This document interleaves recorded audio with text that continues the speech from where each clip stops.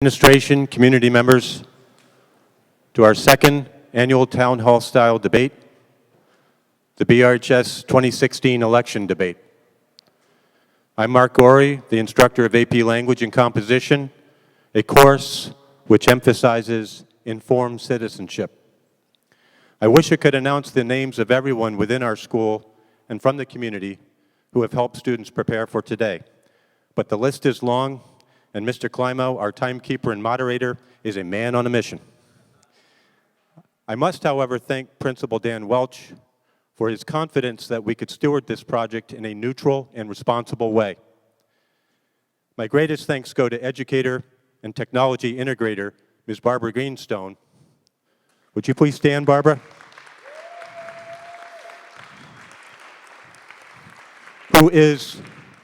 Ms. Greenstone is responsible for Senator Angus King his visit yesterday, and she has helped me every step of the way. Yesterday, when asked who his favorite U.S. president is, Senator King stood here and described Abraham Lincoln as the only person who could keep a divided America from splitting apart during the Civil War. And when asked about an achievement he is most proud of, Senator King referenced a bill intended to save college students millions of dollars in student loan fees. As an independent, he successfully encouraged Democrats and Republicans to work together to pass his version of the bill. And all of you can now benefit from his leadership. Both of Senator King's examples involve leadership which brings people of differing viewpoints together to compromise for the common good. Both of Senator King's examples epitomize what we call civil discourse.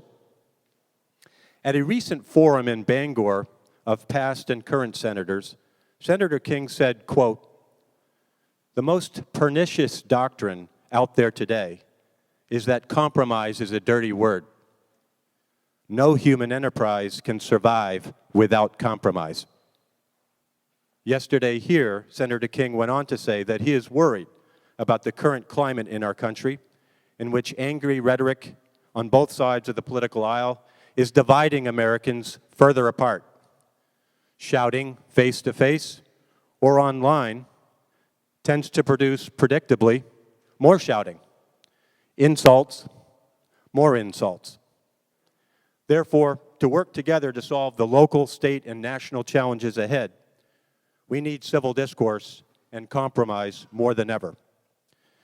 My students today, of whom I'm very proud, will model civil discourse for the rest of us. And only a month ago, these students literally chose their topics and positions out of a video box. Each student before you is prepared now to debate one of three topics: the Boothbay roundabout proposal, the state ballot initiative question 1, which proposes that marijuana be legalized for recreational purposes, and lastly, the presidential issue of immigration, specifically what to do about illegal immigrants and undocumented workers. Each of the three debates will begin with opening statements, followed by crossfire questions and answers, followed by audience questions, and finally closing statements. Audience, we ask that you remain quiet and refrain from applause until the end of each debate so that everyone can hear well and we do not lose time. Again, to save time, Mr. Climo will not allow audience members to rebut student answers.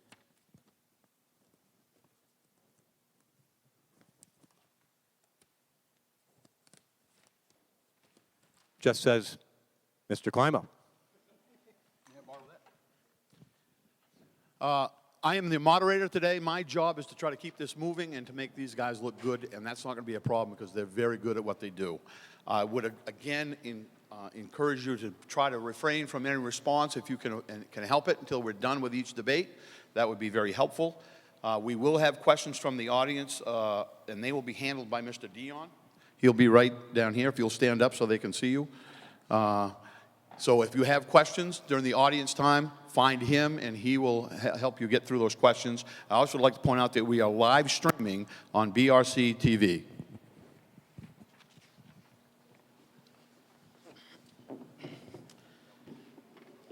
Our first question is the roundabout debate. And representing roundabout yes is Isabel Curtis. A Botanical Gardens representative, please raise your hand. Max Hawker, representing Mark Lenders, a highway engineer, please raise your hand. And Paige Brown, representing Julie Robbins, owner of Coastal Maine Popcorn, please raise your hand.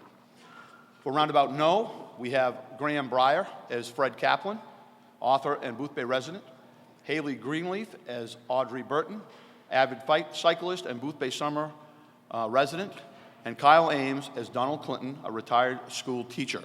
The first opening statement will come from roundabout no.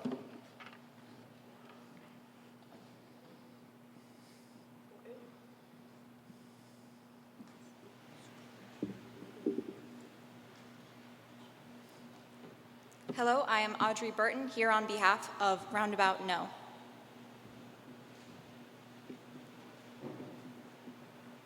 The Route 27 corridor plan proposes a roundabout that would be immediately southwest of the Common, replacing the current Quarry Lane intersection, along with making other changes in the area.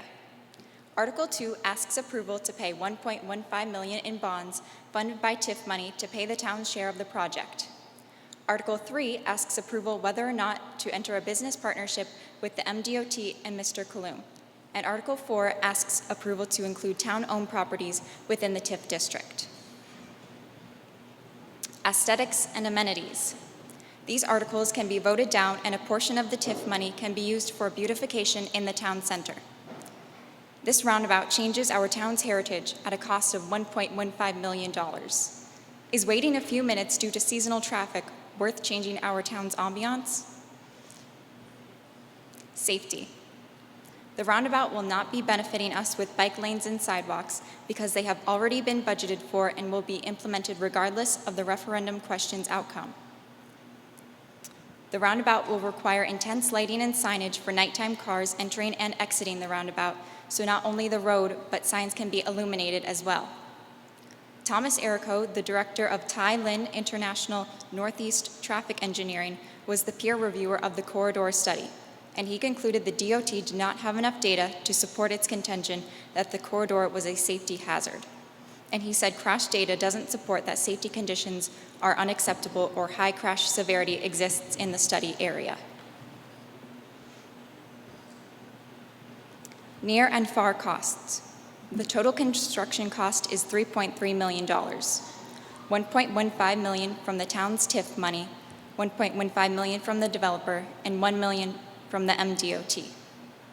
TIF stands for Tax Increment Financing, in which property taxes within a specified TIF district is used for infrastructure within that TIF district. This is the people of Boothbay's money.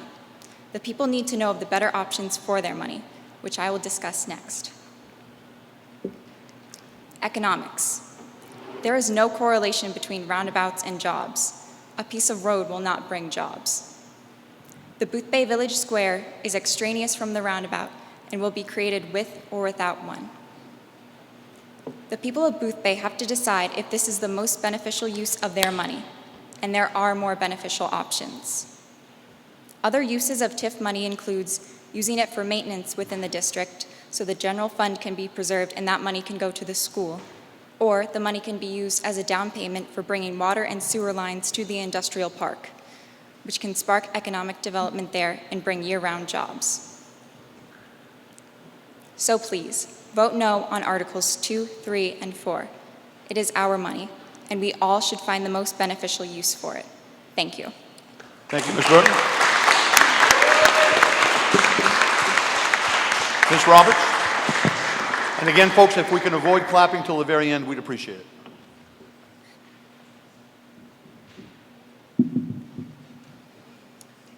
Roundabout yes. Why you should vote yes are Articles 2, 3, and 4. Broken down, it's going to be costing us $3.3 million to have the roundabout, with $1 million from the Department of Transportation, $1.15 from Mr. Kaloum, and $1.15 from the TIF account. This is going to have a 0% increase on our taxes, and the maintenance will be funded by the DOT, while landscaping will be taxpayers. This is going to give the region an improved traffic flow. Traffic will be able to flow through the corridor with elimination of congestion-inducing issues. Most obviously, this will be giving us a roundabout, which will be just south of the Common, And the gas station is going to be moved back, which is going to eliminate the visibility issues of that area. The bike and pedestrian lanes are also going to be added. This is going to be running from the school to Adams Pond Road, and this is going to be giving Boothbay a feature we've severely lacked. And additionally, parking spaces will be added to Bet's Fish Fry and the Baptist Church. In 2002, a Maine Department of Transportation study found the Corey Lane intersection was a failed intersection. They cited the lack of bike and pedestrian paths, the crosswalks being almost a blind spot, the closest of the intersection to the 27 corridor, and to traffic congestion. The traffic congestion right now is really bad. It's very inefficient to have trying to fit through that much traffic, specifically in the summertime, through it. I mean, who wants to vacation in a traffic jam? There's been 29 crashes between 2006 and 2015. There's an accident this July which showcased the yield issues of the intersection. A red Ford Focus was totaled due to a Range Rover entering the corridor from the yield of the town office. This crash could have been prevented and less damaging if a roundabout was installed. Economics. The biggest beneficiary of this is going to be the coastal Maine Botanical Gardens. They're already generating 146,000 visitors every single year. This is a lot of traffic and people flowing through this region. And just to remember, the coastal Maine Botanical Gardens was made in 2007. This was a failed intersection in 2002. We're adding almost 150,000 extra people through there. That's very dangerous. We need to make sure we're having a way to hold all of those people going through there. This is a huge economic thing for us, as they generate $4.1 million just within the winter economy, which was little to nothing before. And this is also going to be a business plan for our future. This is quite literally paving the way for our future, with better accessibility to downtown and more. To the aesthetic side of things, this is going to be creating a historically appropriate, well-landscaped area for us. It's not going to be a radical change. It's instead going to be professionally landscaped and fitting the New England-style feel that is Boothbay. This is also going to be providing us with more green space, sidewalks, and bike paths. To the opposing side, don't fear. Change is good. In this instance, change is progress. The current intersection has been a failed intersection for 14 years. We need to do something about this. The Hellman plan, which is an alternative plan produced, is not going to be plausible. The DOT looked at it and said that it was not a good thing for traffic flow or for pedestrian crosswalks. On the aesthetic side of things, this is still going to be the Boothbay region you and me both love. And then this is for us. This is not for the 1% or elitist group in Boothbay. This is for the fishermen. This is for the merchants. This is for the kids, the teachers. And this is necessary. It's going to happen, whether it be in 5, 10, or 15 years. It's already been proposed twice. Why not do it now? We have no tax increase. We cannot have the 30th accident in this area being a fatality. Don't wait for a fatality or a catastrophe in this region to make you guys implement a roundabout. Vote yes, Articles 2, 3, and 4. Thank you. And we will now have our crossfire. Yep, you need to grab your mics. Put those on your tables. And the yes side will have the first opportunity to question the no side at your convenience.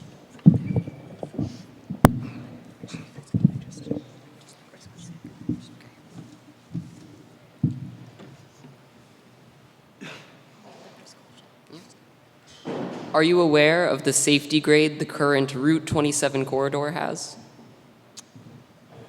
Yes, and I believe that the DOT did say that the current intersection that we have on Route 27 has no safety issues.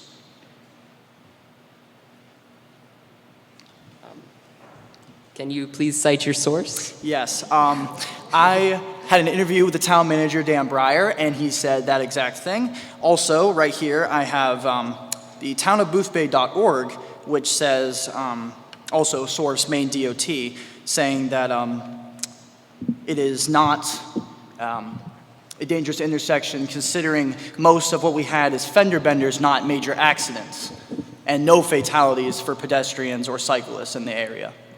Yes, but the Maine Department of Transportation claimed this corridor a failed corridor, a failed traffic flow. problem. For traffic, but not safety. Congestion can cause issues with slower traffic, pedestrians potentially getting run over during these times. With the current evidence that we have, we don't have a problem with the congestion flow and the safety correlation, and they don't correlate at all. It's a safe intersection, there's no fatalities like I mentioned, and there is no proven evidence that with how we're going to put the roundabout in, that it will create better traffic flow and better safety. Well, I disagree. I do believe that greater traffic means greater risk. If you think of the area, the more traffic congestion there is, the more frustrated drivers get, paying less attention, just wanting to get to their destination faster, wanting to make up lost time. So they may not see the pedestrian that goes in front of them. Do you have a question for your opposition?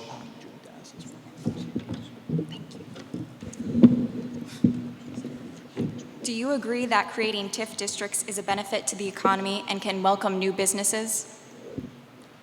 Yes. Do you know what percentage of the total area of Boothbay can be included in allowable Boothbay TIF districts? The percentage of the area? Yes, of the town of Boothbay. I'm not aware of the exact percentage.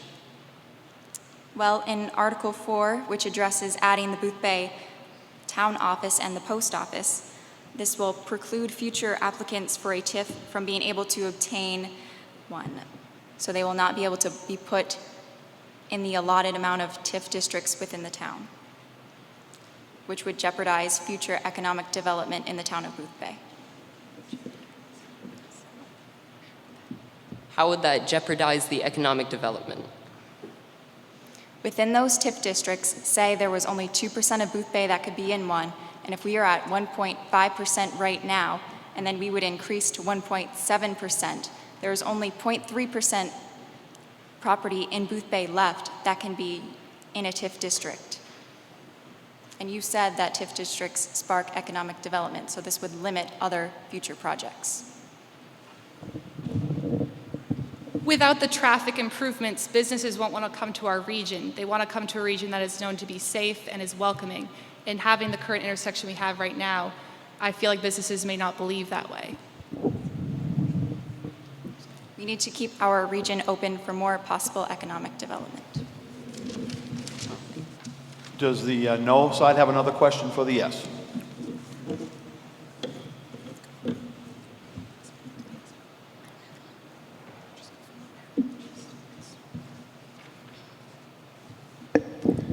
To address your previous statement, you mentioned that if we had the corridor plan, it would take money away from other developments. Actually, with the bond, we only have to pay about $70,000 per year, and we're getting a $100,000 a year in the TIF fund. That is a surplus that can be used for other projects. No, I did not say that it will be taking money away from other projects. I'm saying that only a certain percentage of the town can be in a TIF. So only a limited amount of other properties can be put into a TIF district. It is not taking money away. It is taking area away. Thank you for clarifying.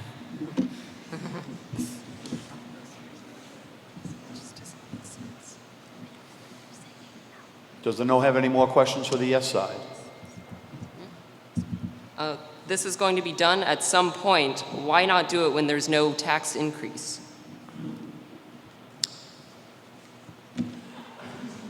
Is this the right use of our TIF money? Is this the right use of our TIF money?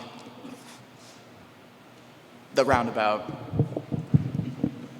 The TIF account is a 20-year plan, and this can be used for future endeavors as well. It's not just a one-and-done thing. Like, this is just one of the many multi-stage we can have for this as well. If we have a 20-year plan, then why are we rushing into it now? Why don't we stop and think about our other things, our other opportunities we can use for the money? Because this has been a failed intersection for 14 years, and if we continue to wait, something bad is going to happen, such as a fatality or a catastrophe. Why not do it now when there's no tax increase with private investors offering money for us? By bad things, do you mean more fender benders?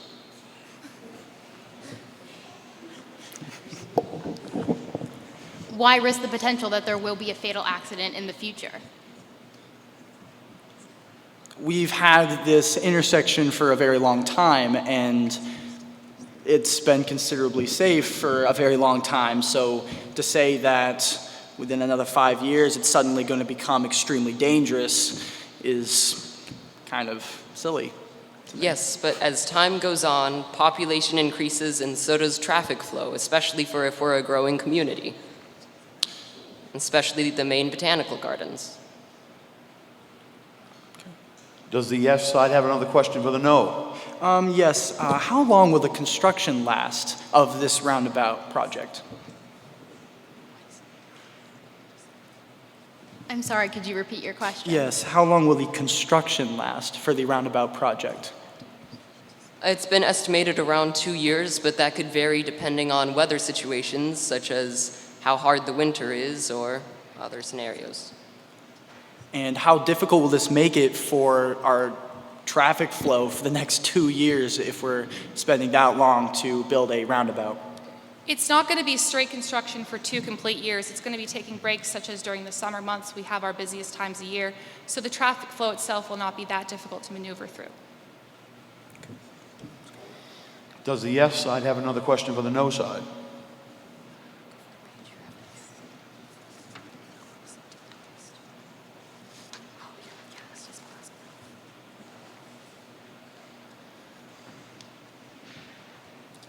Why are you against the TIF funds investing in the district it's assigned to?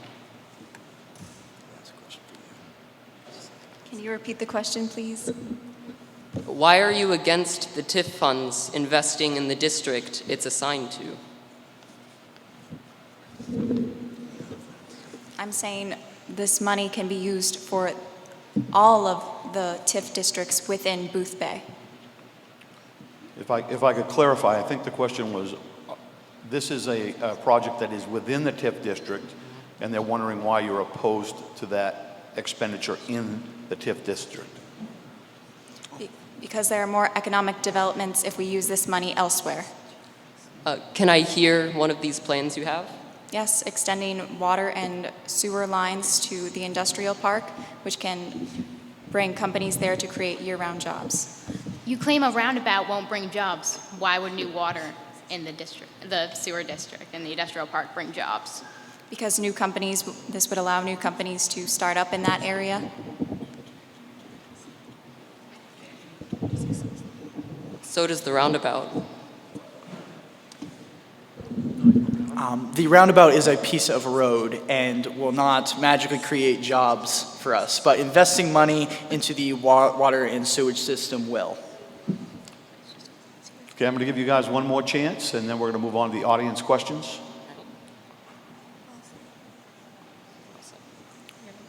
We have no more questions Very at this good. time. Any last questions before we move on? We're good. Yeah. Any questions from the audience?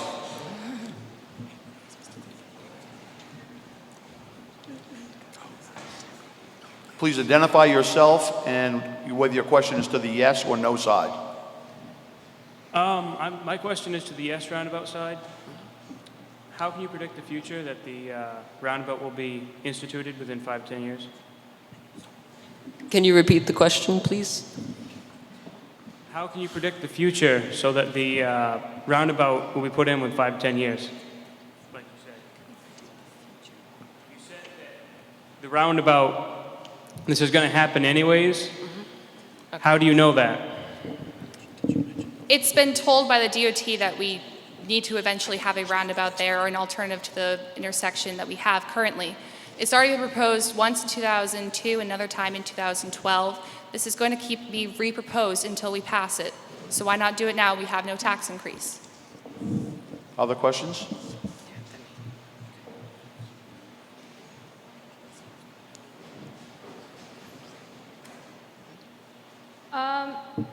To the no side, do any of you live on the Back River Road? No? Nope. I do, and it is so dangerous. That current intersection, the way that it is, I have almost crashed so many times into other drivers, I can't even count. I have almost died so many times, I think a roundabout is absolutely necessary.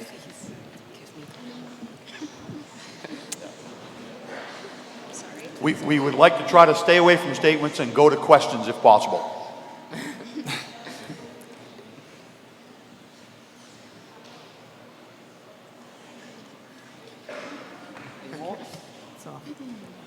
My name is Carol Clark. I'm a member of the audience. Actually have a couple questions, but they're for the yes side. Number one, you said that the gas station is going to be moved if the roundabout is put in place. Do the owners of the gas station, are they willing to do that? The owners of the gas station is Mr. Coulombe. He owns it, so. That's convenient. Also, if the gas station is to be moved, I assume that the gas tanks underneath the ground are going to be moved, correct? Yes. So have you taken into account that there might be some spillage, leakage from the removal of those gas tanks? Well, I'm sure the construction crews and the people moving the gas station back are going to ensure that it is safely and effectively moved so nothing dangerous is going to happen or potentially hurting the environment. Please tell that to the people that are worrying about the South Dakota pipeline. Also, I'd like to know, you said there's 146,000 individual visitors that come into the area every year, which would imply that there's 146,000 vehicles. You said that they're individual visitors. Is that true? Or are you saying there's 146,000 people could be in more than one person per vehicle? There is 146,000 people going to the coastal Maine Botanical Gardens every season. More than one person could fit in a car, yes, but that's still a lot of cars. Any other questions? Try to stick to it.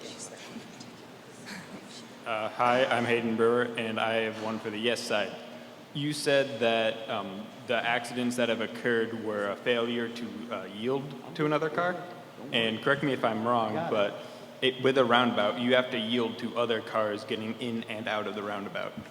How will that take away crashes from yielding? The issue that was, it was the yield right in front of the town office. That one was blocked off by the monument there, and by having the roundabout, it's an easier, you can see the visibility a little bit better than you would at the current entrance into the corridor from the yield there. So the visibility is going to be improved having the roundabout. We want another question? Yeah, we're good. Keep rolling. I'll let you know. This might be a stupid question, but what's an industrial park? Do you know where the bottle redemption is? It's behind that area. It's basically like an area of land that can be developed for more companies to come in that place. Any other questions?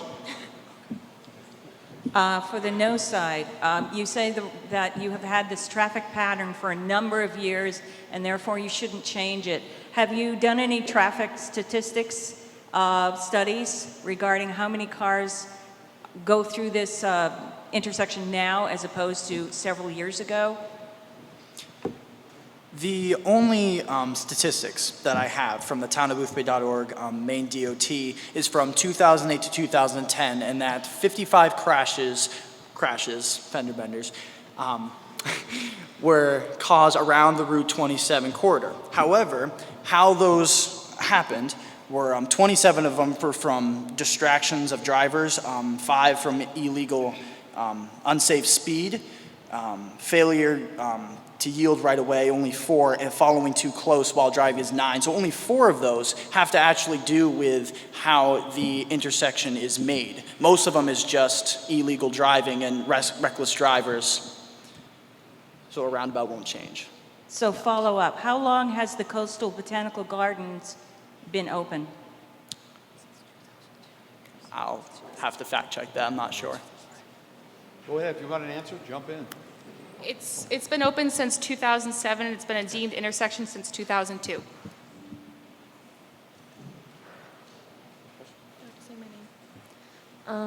Jasmine Lewis, and I was wondering a question for the yes side.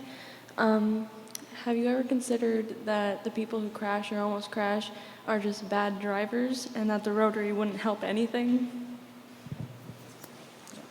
That's what I said. Well, I'm sure that there are some drivers who may not be as good as others, but a roundabout would help with that problem. The current intersection would be more difficult than our proposed plan in the first place. Hi, I'm Jackie McClune. I have a question for the no side. So did you say that intersection was not, or did you say it was safe and it was more of a traffic issue? I'm sorry, what was? Did you say that that intersection was more of a traffic issue than a safety issue? Yes, yes, there's not a safety issue, but there is more of a traffic issue, yes. So are you saying that because it's a traffic issue, people aren't being impatient and they're blowing through stop signs, and you're saying that's safe? Well, From how I think of it, with cities, if you live in New York City and there are intersections everywhere and traffic everywhere, even Wiscasset, you're going to have to be patient and you're going to have to get through traffic. And just that intersection, you might be waiting 1 minute or so, and that's something that I think we can all deal with and just drive safe. Just use common sense and you'll be fine. I have a question for the no side. Do you guys have, beyond your arguments, do you have any statistics or sources or reports or anything that shows roundabouts do not increase safety? Do you have anything that shows that a roundabout does anything other than make an area less prone to accidents and less safe? I have researched roundabouts, and most roundabouts do make it safer. However, because we don't currently have a safety problem, and with the cost itself, I don't believe that it's worth to even have the roundabout in the first place. We'll allow one more question.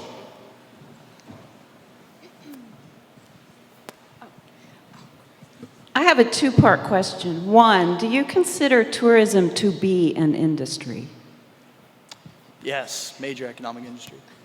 Part two, given that the botanical gardens is a major tourist industry in the district, and the road feeds into the harbor, which is defined by the hospitality industry, is it not a good use of our funds to invest in the infrastructure and update it for smooth flow of traffic?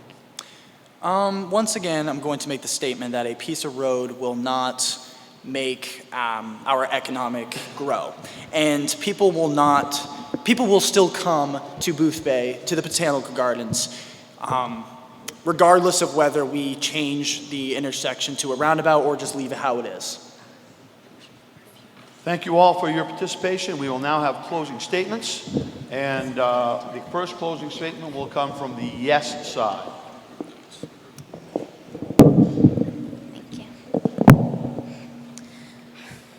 We cannot be afraid of change. A roundabout is not only the most comprehensible solution, it also is the most safe, stopping potential fatal accidents. It also has the potential to bring year-round revenue to this area, which we are in sore need of. Also, the aesthetics, bike lanes, sidewalks, additional parking, extended green spaces can bring business and tourists to this area. As well, we need to make this change now while we still have the choice. The Maine Department of Transportation has claimed this a failed intersection. It is more likely than not that they will come in and they will build a roundabout with little or no town input. We need to make this change while it's still afforded to us. Thank you. Thank you. And now, the no statement.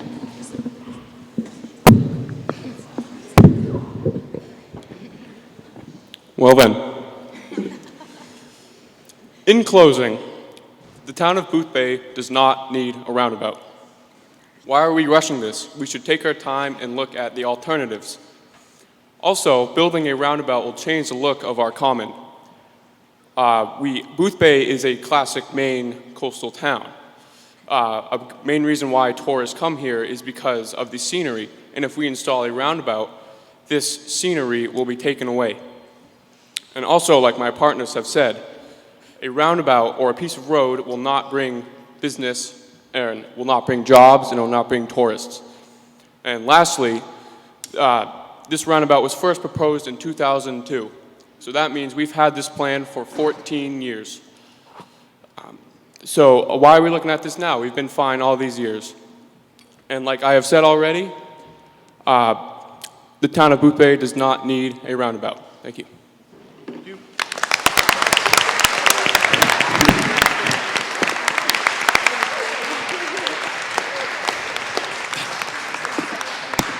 Thank you both. I'd like to thank both sides for that. We will now move on to the next session, and that mic will need to be up there for the opening statement. Our next question is the question 1 on our state ballot, the question of legalizing marijuana. And the no side will have their opening introduction at this time.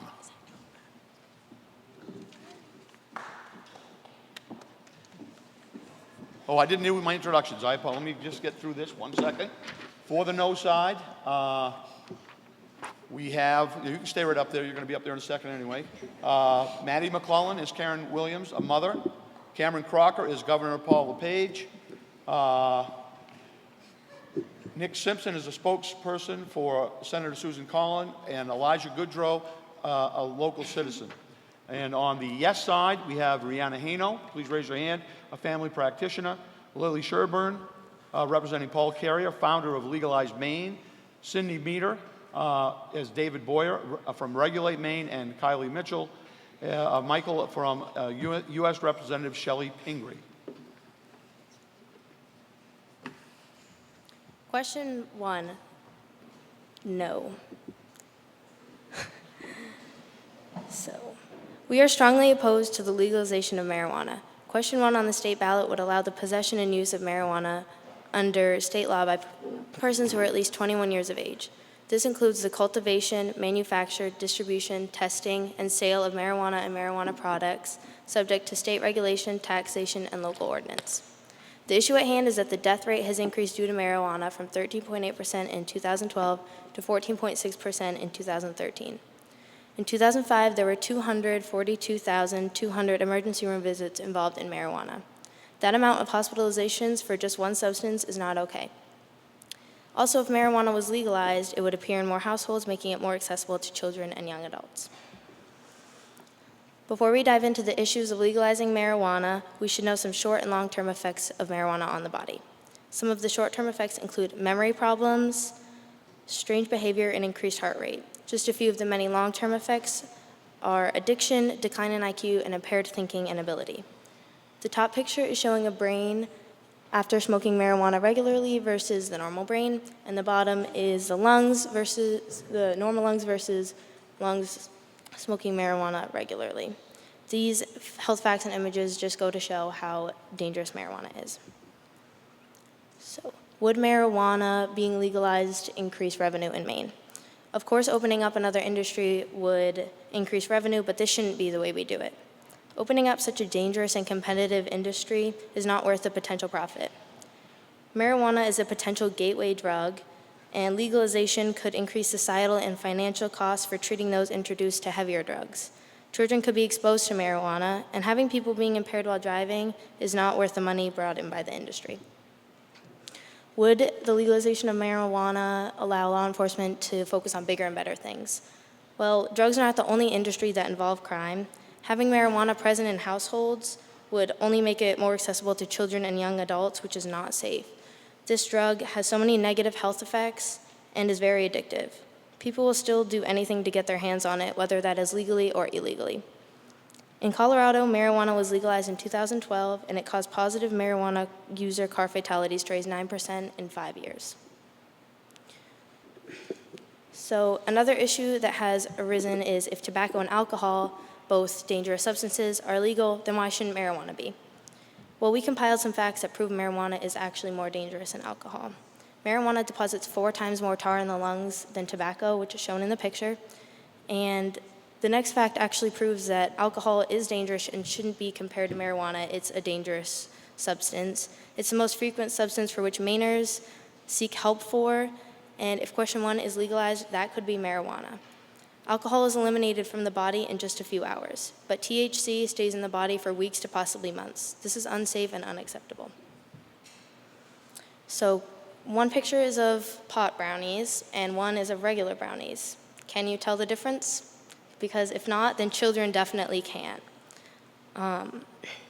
We can expose children to marijuana, treats, and snacks. They cannot tell the difference. Legalizing marijuana will send a message to children that drug use is acceptable and it is not. Don't let marijuana change Maine. Thank you. And now for the yes on question 1.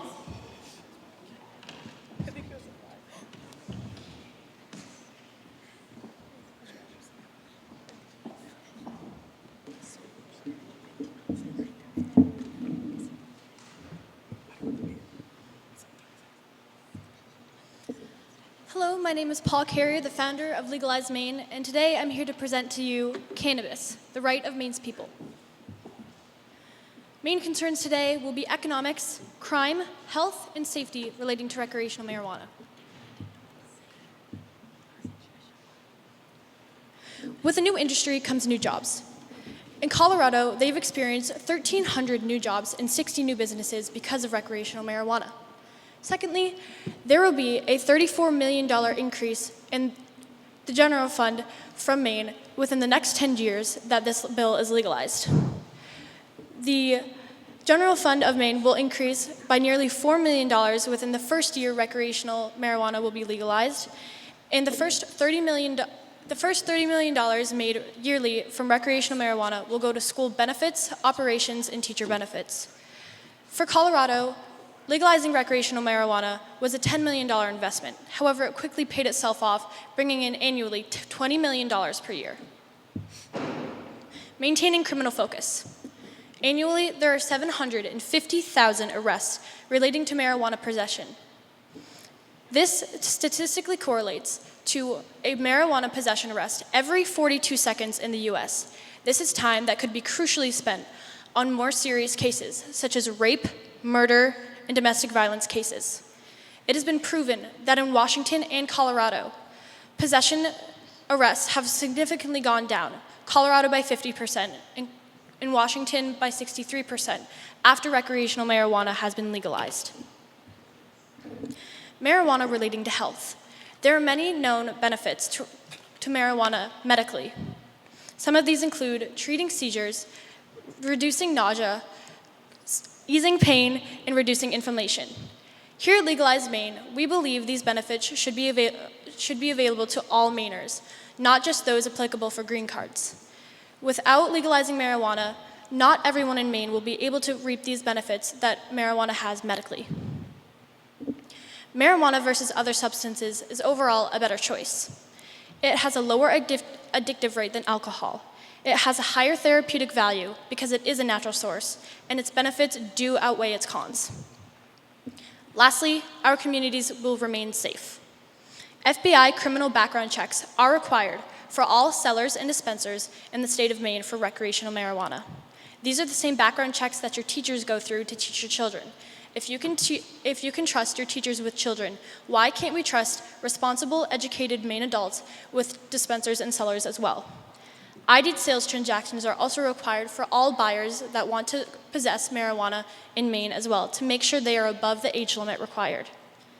There has not been a crash spike in Colorado after recreational marijuana has been legalized. And lastly, fundings will go to responsible use campaigns across Maine to educate and help adults become more responsible with marijuana overall. Thank you. Thank you both. And we will now begin the crossfire part of our debate, and the yes side will have the first question.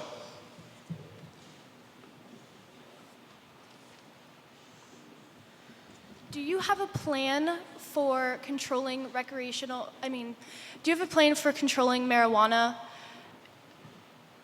crimes if this law isn't passed?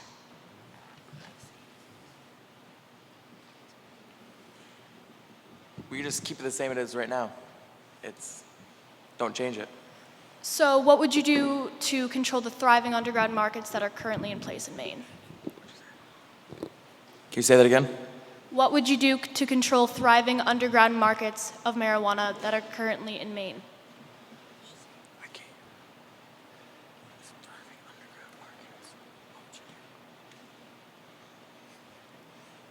Can you say that one more time?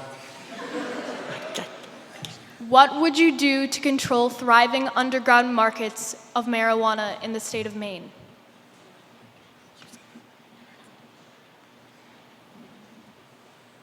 Do we have a response?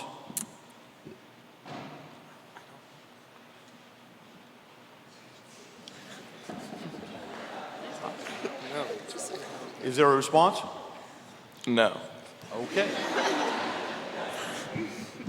Is there a question from the no side for the yes side?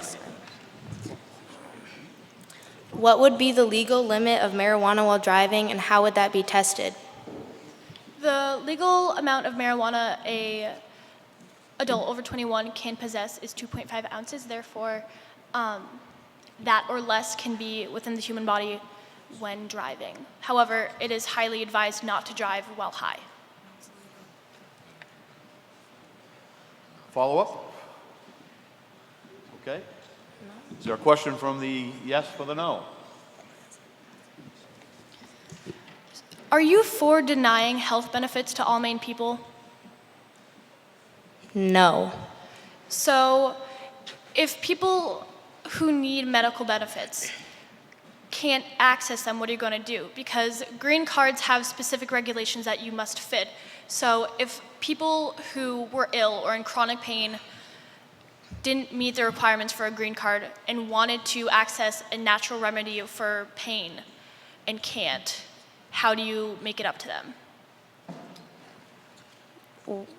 Well, the requirements are set for a reason, and if they're not reaching it, you can't just give anyone a green card that has issues if they haven't met the requirements already.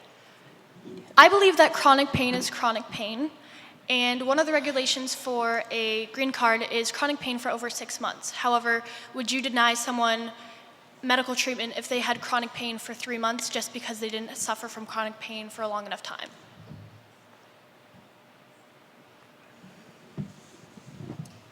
I'm sure they could use another type of medicine to help them with the chronic pain. What if they were allergic to these medications?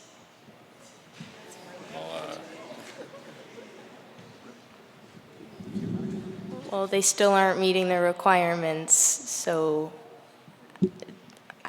there's no way you can just change the requirements for one person that happens to be allergic to every pain medication there is. Is there a question from the no to the yes?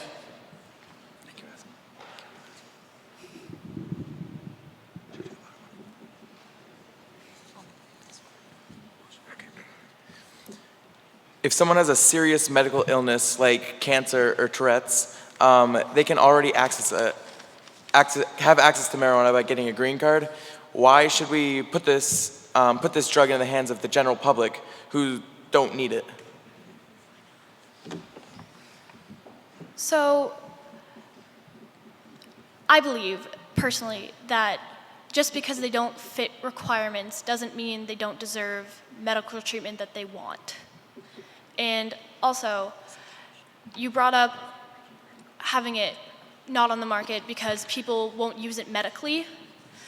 Alcohol is not used medically, except it's still a substance that's on the market used for social benefits, and marijuana could do the same.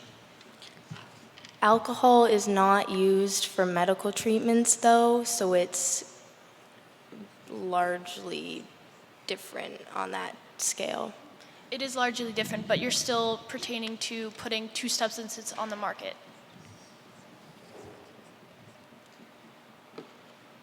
Is there a question from the yes to the no?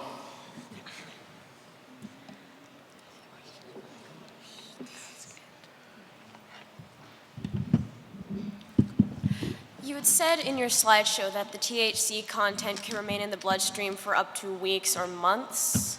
Is that correct? Yes.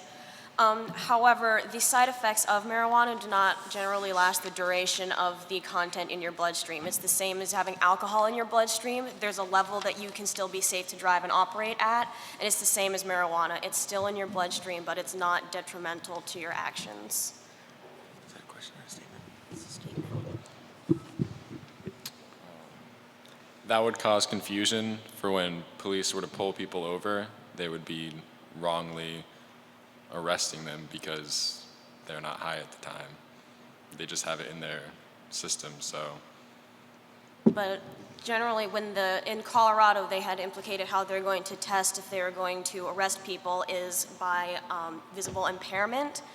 And if the symptoms aren't lasting, then they aren't visibly impaired, so they wouldn't be arrested, would they?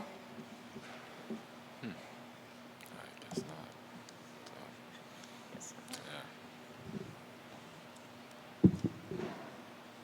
Is there a question from the no to the yes?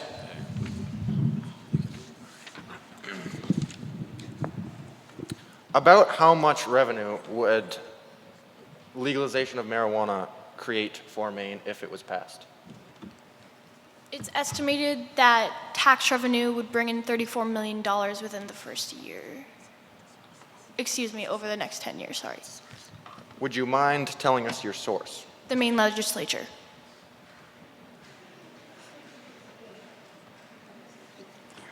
Is there a question from the yes to the no? Why do you believe marijuana is a gateway drug? We didn't state that marijuana is a gateway drug. We don't believe it is. It could potentially cause certain people to want to try bigger and better drugs. We're not saying that it is for sure a gateway drug, but people may want to try the heavier types of drugs after trying marijuana. Okay, thanks. I must have misheard. Second question, why do you believe the marijuana industry recreationally is a dangerous industry?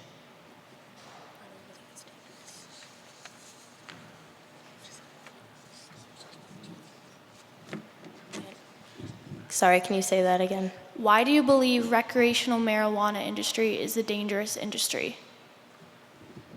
Because there are many negative health risks, like, as we said, addiction, decline in IQ, potential heart attacks, heart issues, and we don't feel it's safe to put it in households where there are small children, young adults that can't tell the difference between marijuana snacks and their regular snacks, and it's just not safe for them to be around it. All right. So I've got to give them a chance to ask you. You've asked them a bunch. Another question from the no for the yes?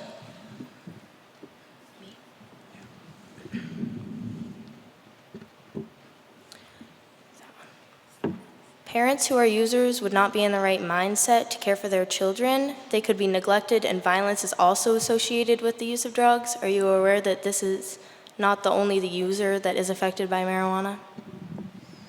Can you repeat the last part of your question, please? Are you aware that it is not only the user that is affected by marijuana? In some circumstances, yes.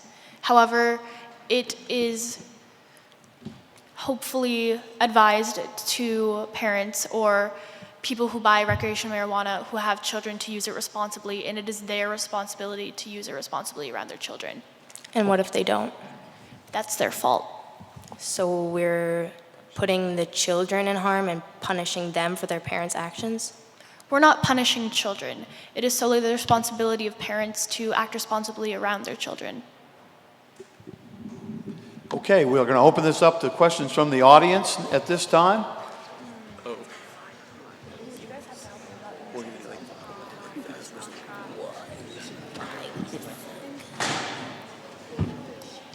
Hi, I'm Jacob. My question is for the yes side. How would legalizing recreational marijuana affect the distributors of medical marijuana?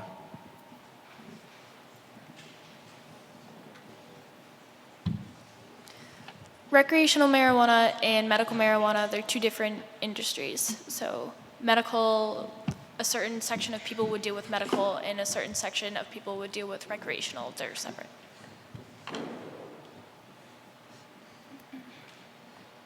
I have a question for the no side. You said marijuana induces strange behavior. What's that strange behavior and how is it dangerous?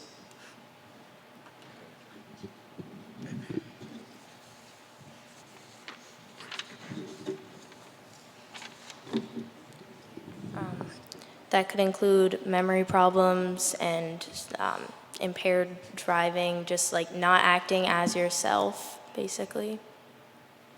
Keep it rolling, Brian.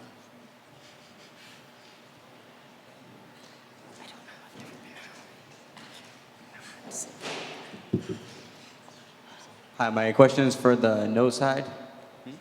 My name is Ben, anyway. So, we've already legalized the use of alcohol, and you guys were talking about how the parents would not be able to care for their children while under the use of marijuana. How do you explain then why we are not having alcohol legal when parents aren't able to care for their children when they're under the influence?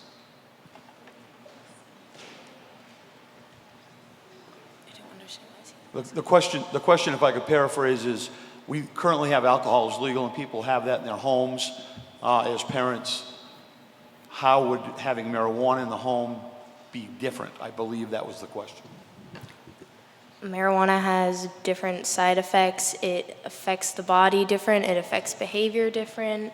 We can't think of them as the same substance. It is more dangerous and has much different side effects. I have a question for the, it's easier. I have a question for the yes side. Earlier on, you said correctly that 2.5 ounces would be the legal amount that a person could possess, but then you went on to say that in theory a person could consume 2.5 ounces of marijuana and go driving. I'm far from an expert, but I think we're talking like a gallon Ziploc baggie here. So, okay, yep, easy. I would imagine that the yes side has to have some proposal for how that would be regulated and tested for legality, because there's just no way somebody can consume 2.5 ounces of marijuana. Is there a question in our future?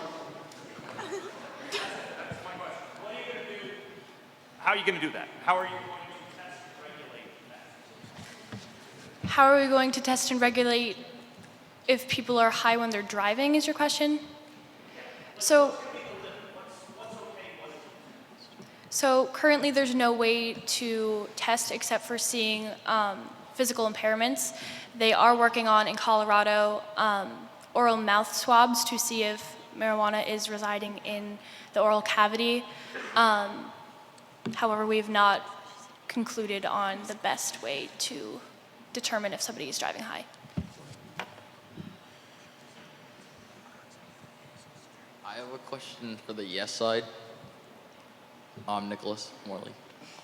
You said that it should be the person's choice to like own and possess marijuana, but if they kill someone in a crash, whose choice is that? Firstly, I don't think anybody chooses to kill anybody in a car crash. And secondly, it is their choice to drive high.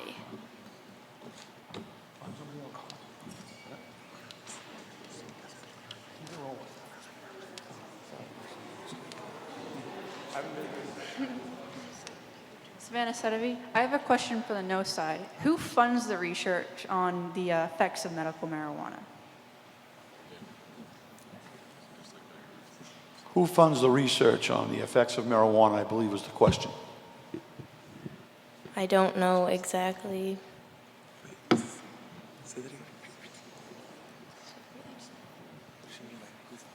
I have a question for the yes side.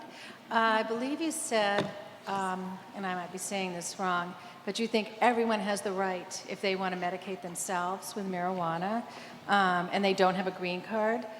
Do you also believe then that everyone has the right for addictive drugs that people need to, give their birth dates for, pick up themselves, oxycodone, different things like that, that everyone should be able to have those drugs also then? No, because they're not the same drugs. Marijuana is way less addictive than something like opioids. I have a question for the yes side. Okay, if we're trying to eliminate and lessen the use of tobacco, why would we place another substance on the market? How does tobacco have to do with marijuana? Smoking it? So, can you repeat your question, please? I think if I could paraphrase it, what he's saying is if we're trying as a society to lessen the amount of people using tobacco, because we recognize that that's a bad thing, why would you want to put another substance as a legal substance for us to have to deal with? Is that a fair assessment?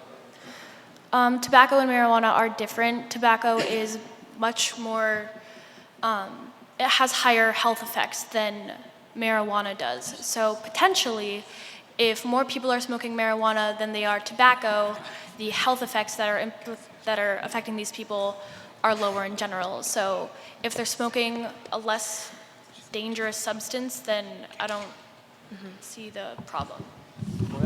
People that are like smoking like tobacco and stuff, they usually smoke like 1 to 2 packs a day, that people that are addicted to it. And if you smoke marijuana, you usually don't smoke that much. And so tobacco is a lot more harmful to you. Nope, not right now. No repeats, please. Move on. Okay, again, my name is Carol Clark. I have a question for the yes side.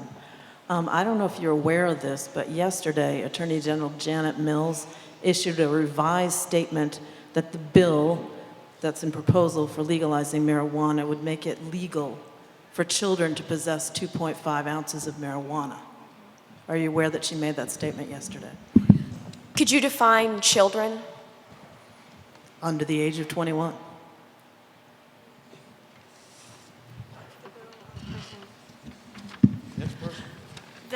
We have the copy of the bill, and it says this bill allows a person 21 years of age or older to use, possess, or transport marijuana. Over 21. No, you did finish. You asked the question. Move on. I have a question for the no side, Ms. Karen Williams specifically. I think in your opening statement you said that 246,000 emergency room visits were in relation to marijuana. Do you know how that relates to other substances? Like how much of a fraction marijuana takes up of emergency room visits compared to other substances? Can you rephrase that? Go, jump. Can you rephrase it? Can't hear. Yeah, we can't hear you. I don't know what to tell you. You guys got to listen. Quick question for the yes side. You mentioned the possible economic benefits. Do you have a plan in place that ensures that those benefits stay in Maine? Is there any legislation that would ensure that we don't just bring industry that already exists benefiting other states here for low-wage jobs where the money goes back to a headquarters in a different state? There's not currently any legislation, but I assume that it would be a Maine-based company, so the money and the revenue would stay in Maine. And that will end our audience participation. We will now move on to closing remarks, and the yes side will have the first closing remark. I can get out of my chair.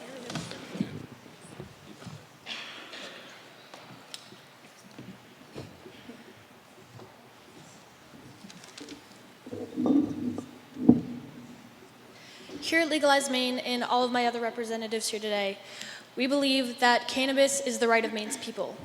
Therefore, Maine people have the right to a thriving economy, a nourished school system, a fair substance law system, a well-educated community, and a safe community. These are all things that legalizing recreational marijuana would bring. Thank you. And the no side?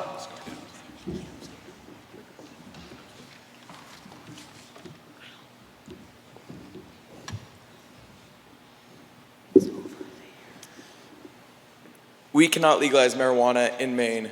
This drug has too many negative health risks. It will become more accessible for children and young adults.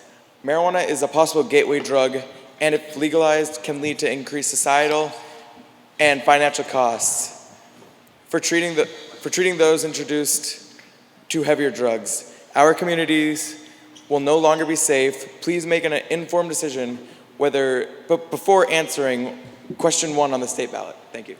Thank you.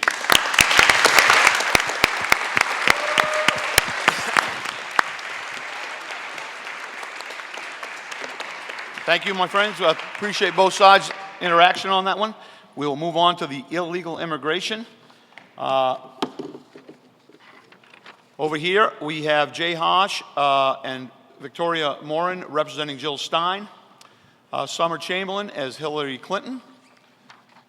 We have Evie Case as Donald Trump, Sidney Mercier, and Jake Brewer as Gary Johnson. The statements here, we will begin with the opening statements with Mr. Trump. You have 2 minutes.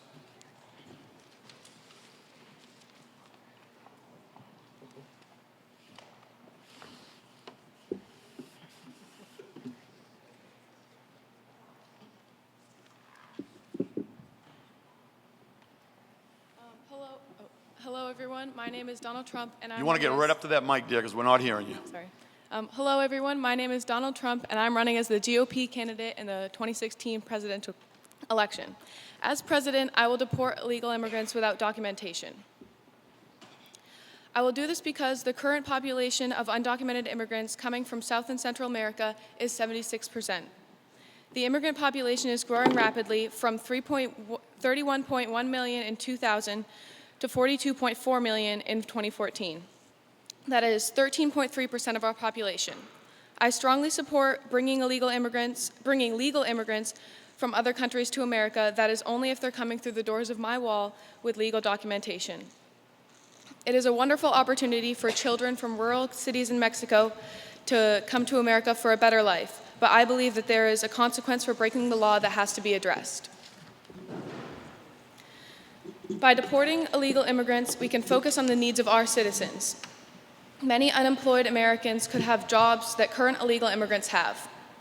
By giving Americans these jobs, we could have a secured economy that would then flourish when more immigrants came to America. Immigrants are experiencing poverty here just as they would in their hometowns. If they were evacuated, the poverty rate would drop. Countless innocent American lives have been stolen because our politicians have failed to do their duty to secure our borders and enforce our laws. We need to deport undocumented immigrants because they need consequences. By not taking laws seriously, it causes illegal immigrants to abuse our immigration laws and overstay our work visas or sneak over the border. By deporting illegal immigrants, we can protect the needs of our citizens and our country. Thank you. Next candidate will be Hillary Clinton.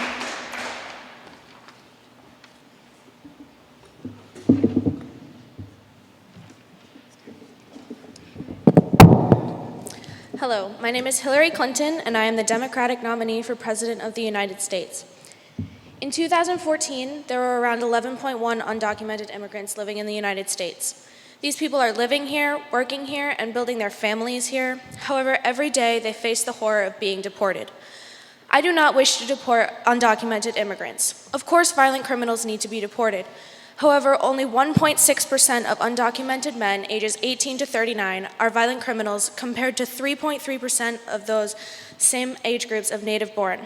I propose making naturalization easier, cheaper, and more intriguing. This way, people are more motivated to approach it instead of just staying in the dark. By bringing these people into the light, it will also help our economy. They will no longer be able to be exploited by businesses, which will even the playing field for American workers who are currently being denied jobs because business owners can pay immigrants less. Also, they will be paying their taxes as well as getting the benefits that all American citizens do. My opponent, Mr. Trump, has suggested that we deport all 11 million people and re-enter them into our country legally. While this, in theory, might sound like a logical solution, I ask you this: what about the children? What about the families who have grown and flourished here and have contributed to our economy? What happens when we extract 11 million people from our economy, our workplaces, and our schools? Currently, even if you are first preference, meaning you are a child of a U.S. citizen, the process of legally migrating here could take up to 5 or 6 years. Adding 11 million more people to this process would make it almost seem not worth it to come here at all. I sat down with a group of families who have mixed legal statuses, and a 10-year-old girl named Carla expressed her fears to me of her parents being deported and her children being left here alone. I promised Carla that I will fight for her and everyone like her, and I plan to do that. Thank you.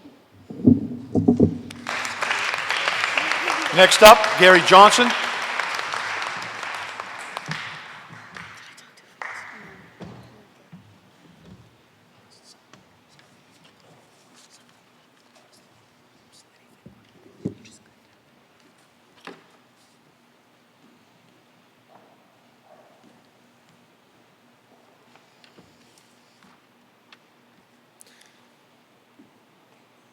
Immigration needs to be embraced in the United States. It is time that we have a system in place that allows people to stay and work. Immigrants want to be productive members of society. I recommend that we have a 2-year work visa program. This will not only help America's economy, but it will also replace the current system that is currently broken. By creating a new system that is efficient, fair, screens for terrorists, and includes a social security card, we can benefit businesses and help not separating families. A new immigration system would allow foreign workers to contribute economically and to openly take part in American society. After demonstrating they could support their families, I believe immigrants should be allowed to be reunited with them in the United States. I also think it is critical that we enforce a one-strike rule for any immigrants who try to bypass the new work visa programs or break any laws. Employers would also be held to high standards, and sanctions would be enforced for not complying with immigration laws. Thank you. Thank you. And lastly, Jill Stein.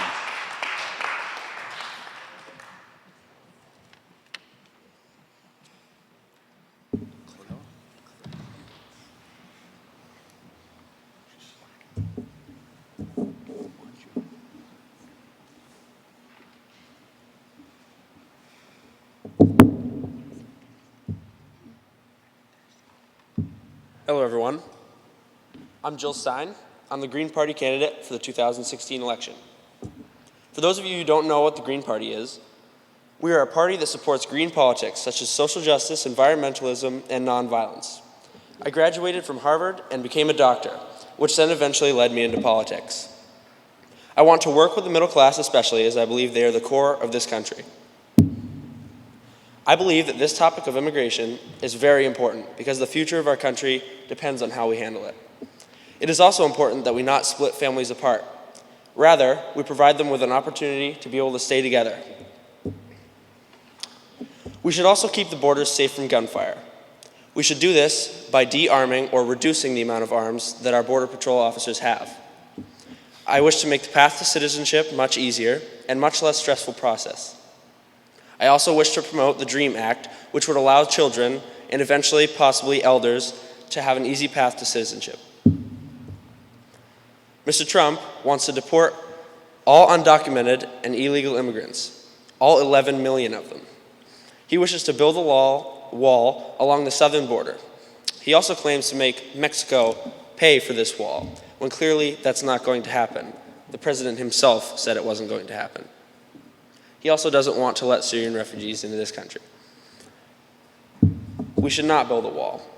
It's an unnecessary step that would only put the country deeper into debt.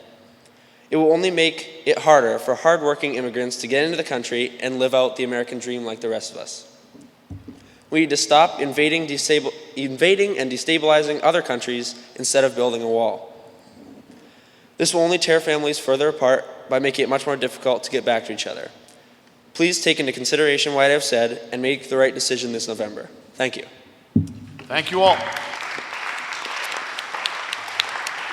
We will now begin the crossfire, and the opening salvo will come from Mr. Trump.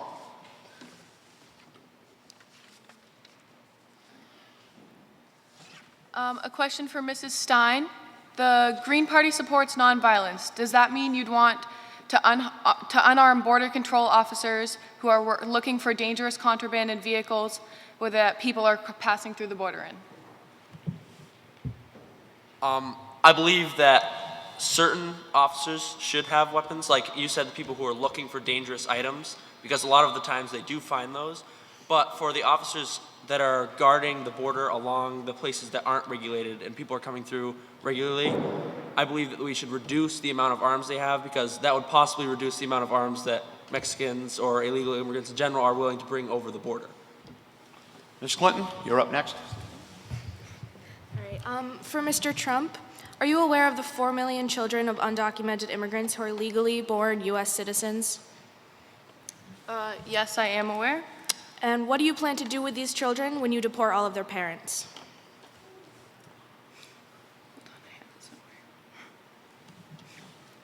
There will be something worked out in our immigration plan where the children could go to shelters. We try to keep their lives as they were. They could continue going to school, or they always have the option of traveling with their parents when they get deported. Mr. Johnson?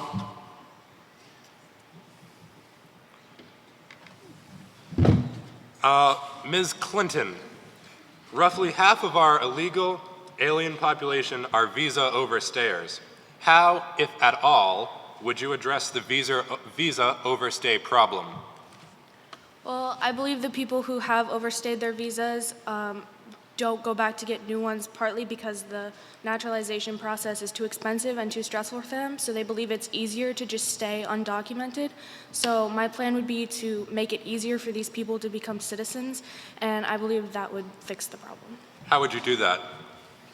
By making the naturalization test cheaper, and also spreading awareness of the naturalization test, and also spreading awareness of the English language and making it easier for these people to understand. Ms. Stein, a question? My question is for Trump. If and when you deport these immigrants, how do you propose we keep them out? Well, I have proposed a plan to build a wall that would prevent them from coming back into our country. And how do you suppose we pay for this? Well, I've proposed that Mexico will pay for the wall, if not willingly, then by charging more on temporary visas, crossing cards, NAFTA worker visas, and fees from entering ports between U.S. and Mexico. Mr. Trump, a question? A question for Ms. Clinton. We have accepted over 1 million legal immigrants and hundreds of thousands of workers each year, yet 1 out of 3 Americans who doesn't have a college degree are out of work or their wages are depressed. Why wouldn't you want to help these Americans by preventing immigrants from stealing their jobs? I've never said that I would just abandon these American people. I have plans for fixing our economy and other parts of my campaign. I just do not believe that deporting these undocumented people is the way to fix our economy. I also believe that they would actually flourish and help our economy because, again, the Americans wouldn't be competing with them because they're able to be paid less and businesses can exploit them. Ms. Clinton, a question? For Mr. Johnson, how will allowing a 2-year grace period be better than just giving people green cards and allowing them to stay here forever? Allowing a 2-year grace period would be better than just giving them green cards, because there would be a Social Security card attached to the visa. So that way they would be forced to pay taxes and they would not just be able to use the system. Wouldn't making them legal citizens also do the same? That would do the same, but this way I'm giving them a path to citizenship and not just giving it to them. Mr. Johnson, a question? Mr. Trump, you previously said you could deport 11 million undocumented people within 18 to 24 months. Is that still your goal? And how would you do it using only existing laws? Well, they would be deported on buses and trains to get across the border, and I contend that the start of deportations would show immigrants that I mean business and I'm serious about it, and that would prompt them to leave on their own, and that would take about 2 years to finish the job. Ms. Stein, a question? Yes, for Mr. Trump. We obviously aren't going to be able to deport all 11 million undocumented and illegal immigrants. So what should we do with the people that are left over and who aren't deported or found? Again, I'll say that starting to deport illegal immigrants could prompt others to leave, and other than that, we don't have a plan with what would be worked out. I believe that we should just try to deport as many immigrants as possible. Ms. Trump, a question?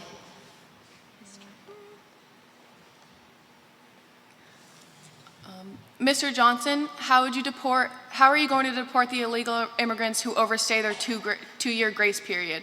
Or would you even try to deport them with your policy? Can you restate the question? How are you going to deport the immigrants who overstay their two-year grace period? Or would you even try to deport them with your policy?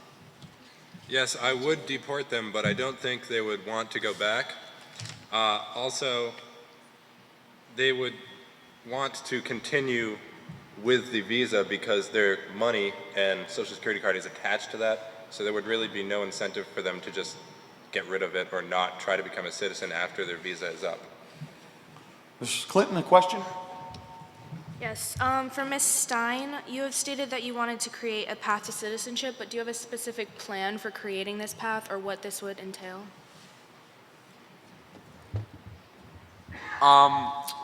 No, but I do believe in promoting and maybe extending the DREAM Act to elders because, I mean, these elders have often been here for a long time as well, and if they get deported back over the border, there's not much they can do at that point.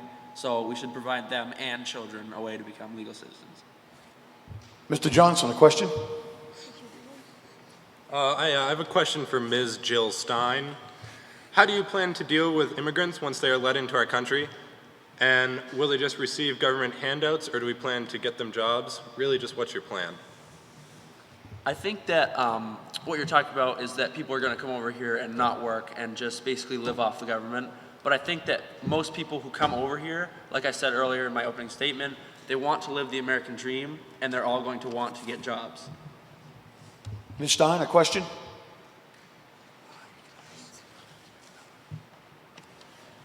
So my question is to Gary Johnson. So both you and I believe that the borders should be more open, if not completely open. How do you plan to deal with the rush of immigrants flooding into the country?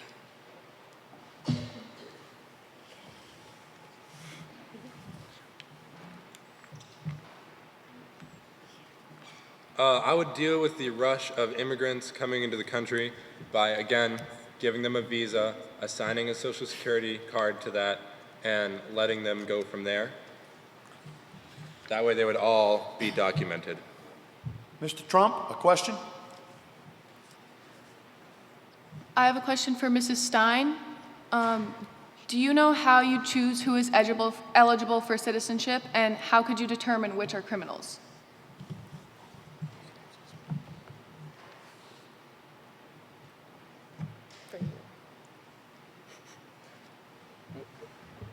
I believe if they have a criminal record in Mexico, that we should note that, and if they do, then they should not be let in without screening, or more screening than we would give anyone else who wanted to get in. Ms. Clinton, a question? For Mr. Trump, immigration has been a founding principle of America since our country began. How do your policies address this and keep this principle alive in our nation? I completely support bringing immigrants into our country and keeping the foundations that this country is based on, but I believe that they should be coming here legally with the correct documentation. Mr. Johnson, question. Mr. Trump, you want to build your wall. That's fine, but once your wall is built, how can you enforce that nobody will be able to cross it or dig under it? I believe that the current fence and the border security that we have is ineffective, and my wall will be more effective than in preventing that from happening. Ms. Stein, last question. My question is for Ms. Clinton. You stated that you want to get rid of only the immigrants that are criminals. What are you going to do with the children of the criminals? Well, if the immigrants are here and criminals, they're most likely already in jail, so their children are already being dealt with other family members. And I would try and find the direct family member that the child feels most comfortable with and that is most has the most ability to care for that child in the best way. And now we will go to audience questions. Mr. Dion, do your thing.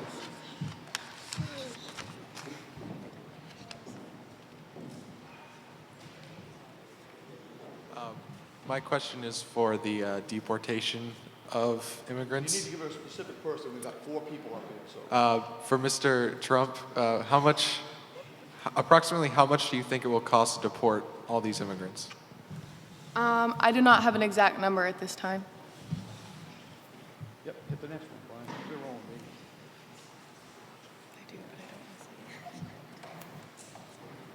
baby. My question is also for Mr. Trump.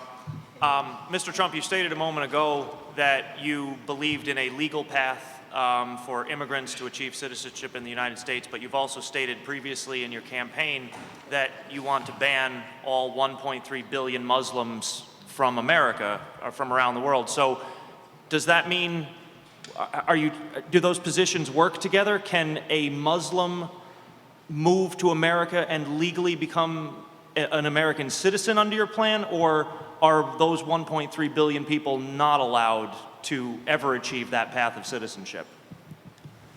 I'm not educated on that specific topic, but I do believe that the immigration system that I have laid out applies to Muslims as well.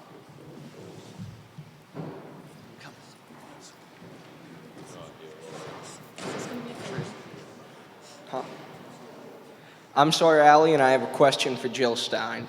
You said that building a wall would only create the economy to fall even further. How many jobs would this bring to American people to help boost the economy?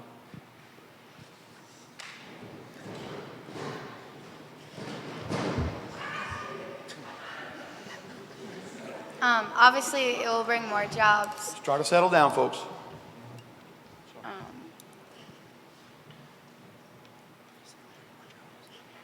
Obviously, it will bring more jobs, but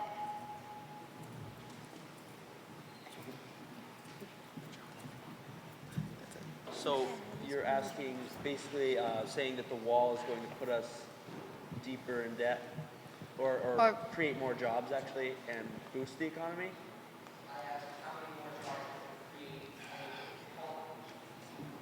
What he's asking you is the construction of the wall would bring jobs.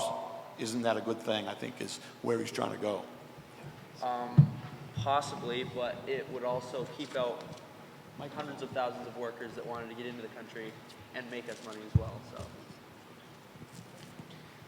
So. My name is Ben, and my question is for Jill Stein. I believe you said that you want to take away some of the weapons that people that are fortifying the wall. You want to take away some of the weapons that they're having. Am I correct? yes, across the border. If the weapons are not needed and there isn't much violence, then there's no need for these weapons. So my question is, what will we do if we have a mass attack on the wall? How are we going to defend against it? Well, like I said before, de-arming these people or reducing the amount of weapons we have on the border could possibly reduce the amount of people that bring weapons over the border and want to start conflict because they know they're not going to be met with conflict. Go ahead. Hi, I have a question for Mr. Trump. Wouldn't it be less expensive for the country as a whole to keep immigrants here rather than deport them and place their children in adoption programs? The current population of illegal immigrants who are employed, we could get the same money from them that we do from the unemployed Americans that we have in our country. And there's a study in California that says that the annual expenditure of state and local tax dollars on services of that population being the illegal immigrants, is $25.3 billion. There are also many other costs that are accounted for in the population of illegal immigrants that we have, and that would make up for the money that we would be losing while they were gone. I'd like to ask each of the candidates, how will they handle the situation where you have a child that's born here in the United States and they're a U.S. citizen, but their parents are from away? They're not citizens. We'll start that with Ms. Stein. We'll go right around. Ms. Stein, how would you handle a situation where you had a child born in the country, but the child's parents were not Native Americans? We would like to give them legal passage to the United States so we can keep families together. Thank you. Ms. Clinton? I would give them a brief relief from deportation while they get on their feet and get enough money to go through the naturalization process, which under my presidency would be cheaper, so it would take less time for them to do this. Mr. Trump? I've stated that I want to end birthright citizenship, which would mean that they would not be considered citizens and would have to leave the country. Mr. Johnson? I would give them a 2-year grace period. Do we have any other questions from the audience? If not, we will move on to closing statements. Our first closing statement will be Jill Stein.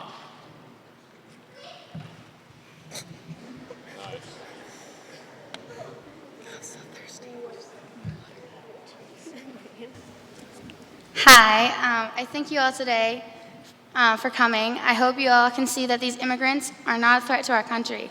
They're not terrorists. They are not here to hurt us. They're people who want to live out the American dream. We will work together to keep our country safe and do what's right.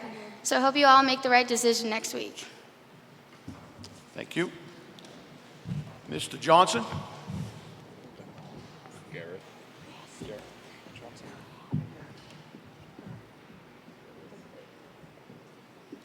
I believe that undocumented immigrants should become legal and that we should build a better system to make immigration easier. We should also have a 2-year grace period, and immigrants would take the lowest paying jobs that Americans don't want and they would become taxpayers. Make sure to think about the independent parties this year in voting and vote for Gary Johnson. Thank you. Gareth Ms. Johnson. Clinton?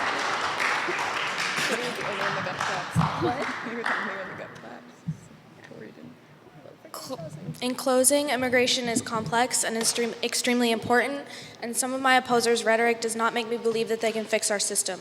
Mr. Trump has suggested that we deport undocumented immigrants, but me and neither of my other opponents believe that this is a solution. Mr. Johnson and Ms. Stein agree with me that undocumented immigrants need to be given a clear path to citizenship. The Clinton campaign believes that the families and hard workers that come to America need to be welcomed instead of pushed away. Voters should put themselves in the positions of the families at stake when making their decisions next week. Thank you. And in closing, Mr. Trump.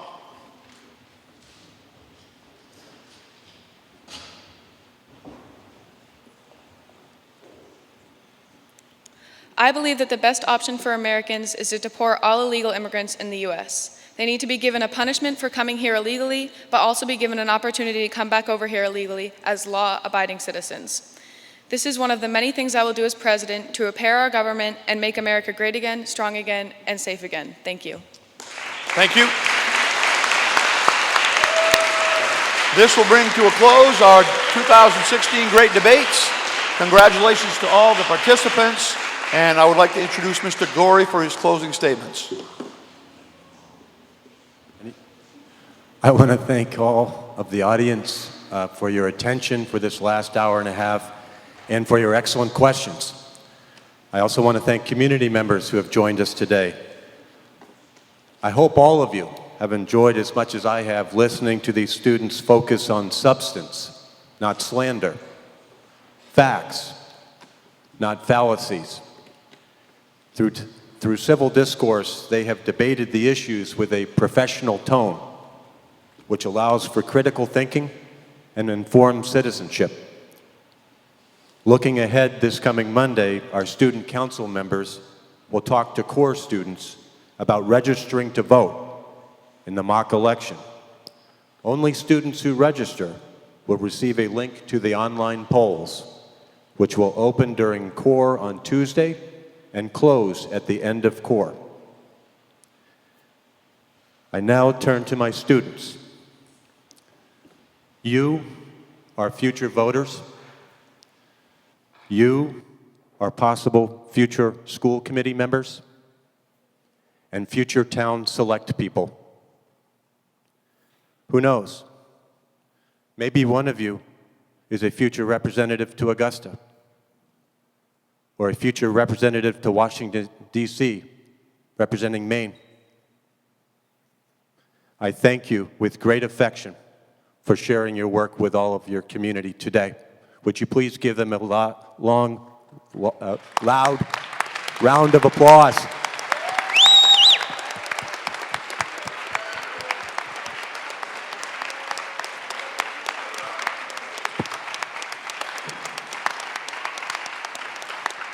Thank you again. This concludes our 2016 election debate.